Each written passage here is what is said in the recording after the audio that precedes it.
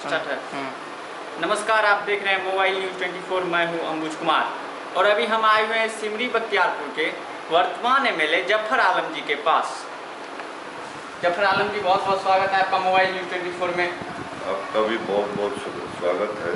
जफर आलम जी, ये क्षेत्र जो है बाढ़ प्रभावित क्षेत्र है और बाढ़ का पानी घर घर जा रहा है, घर घर के अंदर जा रहा है, लोग परेशान हो रहे हैं। इसमें आपका क्या कहना है? घर घर जा रहा नहीं, घर घर में अभी तक है।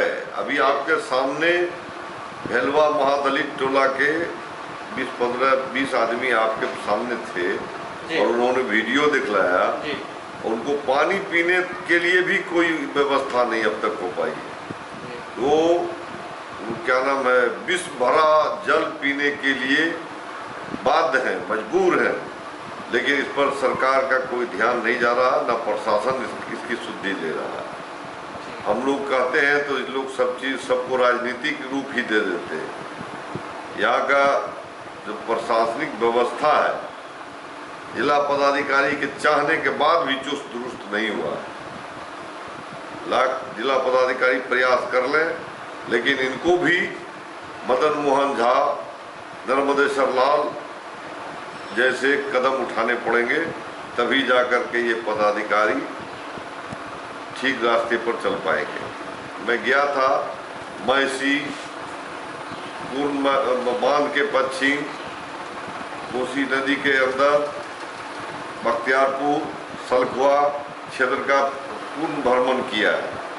सभी के घर में पानी है, खाने के लिए अनाज नहीं है, जलावन की व्यवस्था नहीं है। बेचारे लोग विवश हैं उस खुले आसमान में जीने के लिए, जिसके घर में पानी चला गया, किसी ऊंचे स्तर पर गए हैं, आज तक उनको पॉलीथीन नहीं मिला है। ये सरकार मरणोपरांत वीर चक्र प्रदान करती है, मरणोपरांत उसको भोजन देगी। जब वो मर ही जाएगा तो क्या होगा? खुले आसमान में बारिश झेल रहा है, धूप झेल रहा है, महामारी की भरपूर संभावना है। अगर इसको अविलंब इस पर चेकआउट नहीं किया गया, इसकी व्यवस्था नहीं की गई, तो महामारी इसको कोई रोक नहीं सकता। तो अभी हमारी जो बिहार सरकार नीतीश कुमार जी, तो उनसे कहीं ना कहीं आदमी बहुत आक्रोशित है। आक्रोशित होना स्वाभाविक है। ये सरकार जो डबल इंजन की सरकार है, गरीब विरोधी है। और हम ही नहीं, दुनिया ने समझ लिया। इनके अंदर की बात अभी कोरोना के समय में उजागर हुई। जब लॉकडाउन कर रहे थे तो इन्होंने मजदूरों को राम भरोसे मरने के लिए छोड़ दिया। 2 महीना तक वहाँ भूख प्यास की जिंदगी जीने के बाद, बहुत सा कोरोना से संक्रमित होने के बाद, वहाँ से जब तेजस्वी यादव ने 2000 बस देने के लिए कहा, 50 ट्रेन का भाड़ा देने के लिए कहा, तब सरकार की नींद खुली कि ये तो हमारी जमीन ही खिसक जाएगी। तो इनको कुर्सी खिसकती नजर आई, तब मजदूरों को वहाँ से बुलाने का काम किया। वो भी मजदूर अपना भाड़ा दे करके आया। ये ऐसी सरकार संवेदनहीन है, एक गरीब के विरोधी है। किसान के प्रति कोई इसकी सोच नहीं है, न केंद्र की सरकार न राज्य की सरकार। 3 लाख से अधिक किसान कर्ज के बोझ से सुसाइड कर चुके हैं। और कर्ज माफ किसका होता है? तो कॉरपोरेट घराने के, बड़ी बड़ी कंपनी वाले का। किसान मर रहा है, जो पूरे देश को अनाज उपजा करके देता है, भोजन की व्यवस्था करता है, उसका कर्ज माफ नहीं होता है। कर्ज के बोझ से मर रहे हैं, सुसाइड कर रहे हैं, और कर्ज माफ हो रहा है कॉरपोरेट घराने का। ये तो स्पष्ट है कि ये गरीब विरोधी सरकार है। एक पदाधिकारी अभी कोसी बांध के अंदर का दौरा नहीं किया, कर्मचारी तक नहीं किया है, बैठे बैठे रिपोर्ट करता है। यहाँ धान की फसल बर्बाद हो गई, पूर्ण रूपेण बर्बाद हो गई। सिमरी बख्तियारपुर का 17 पंचायत पूर्ण रूप से, 4 पंचायत आंशिक रूप से, सारी फसल बर्बाद हो गई। सलखुआ का 11 पंचायत, मैसी का 19 पंचायत, बनवा का 7 पंचायत पूर्ण रूपेण बाढ़ग्रस्त है। इसको तो राष्ट्रीय आपदा घोषित करनी चाहिए। सारा कर्ज माफ होना चाहिए, मालगुजारी माफ होना चाहिए, और अगली फसल होने तक, अगले अप्रैल तक सरकार को इन लोगों के खाने पीने की व्यवस्था करनी चाहिए, अनाज की व्यवस्था करनी चाहिए, क्योंकि लॉकडाउन के कारण काम भी नहीं कर रहे हैं मजदूर। अब ये दाने के लिए मोहताज है, मरने के लिए इन लोगों को छोड़ दिया गया है। हम सरकार से चाहेंगे, नाव की कहीं व्यवस्था नहीं है, कहीं व्यवस्था नहीं है। हम तो मैसी के राजनपुर के रक्ठी, रक्षा, कोहबारा, कोबरवा, अनेक गांव, झाड़ा, आईना, घोंगेपुर तमाम गए, नाव नाम की चीज नहीं है।